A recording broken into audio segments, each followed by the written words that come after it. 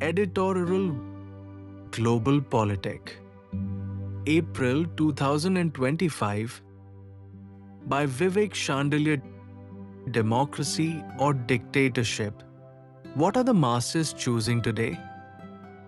At a time when freedom of expression, voting rights, and institutional checks are being tested across the globe, a sobering question is emerging louder than ever. Is democracy still the system people prefer? Or is dictatorship becoming the popular choice of the masses? The ideal versus the reality on paper, democracy remains the dominant model. Over half of the world's nations call themselves democracies. Elections are held, parliaments sit, and citizens vote. But beneath the surface lies a more complex and worrying reality. Authoritarian leaders are on the rise, and in some cases, they are being enthusiastically supported by the very people they rule. Whether it's Vladimir Putin in Russia, Xi Jinping in China, Viktor Orban in Hungary, or even populist leaders in democratic countries like India, Brazil, and the United States, the trend is unmistakable. Strongman rule is gaining popularity even within democratic frameworks. Why are people turning to authoritarian leaders?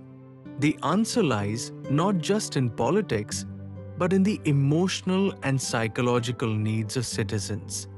In many parts of the world, democracies have failed to deliver basic promises. Jobs, safety, justice, and dignity. Bureaucratic gridlock, corruption, and polarization have left people disillusioned. In contrast, authoritarian leaders present themselves as decisive problem solvers, offering swift action in place of endless debate. For populations worn down by uncertainty, the appeal of order outweighs the desire for liberty.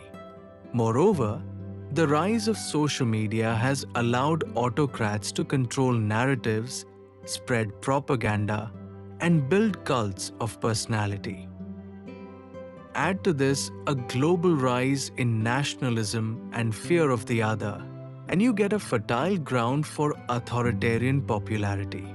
Fake democracies and the illusion of choice, many modern dictatorships are no longer the iron-fisted regimes of the past.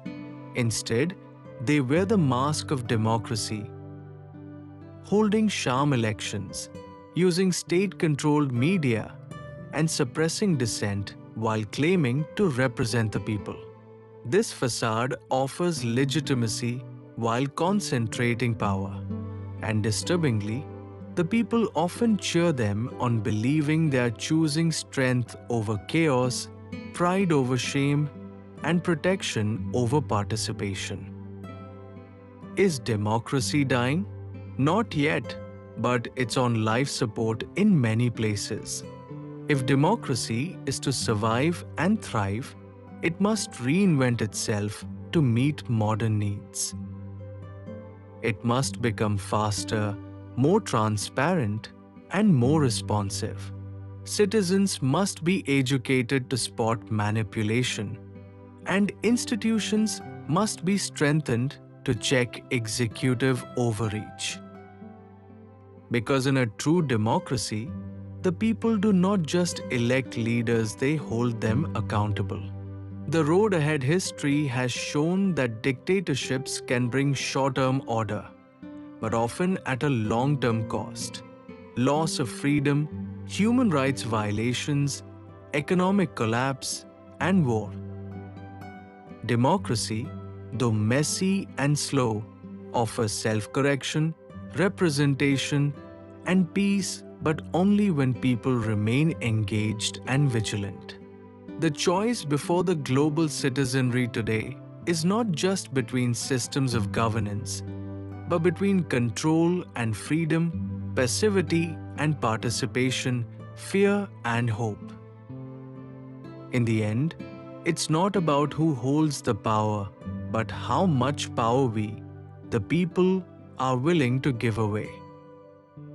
The world must decide before silence becomes consent.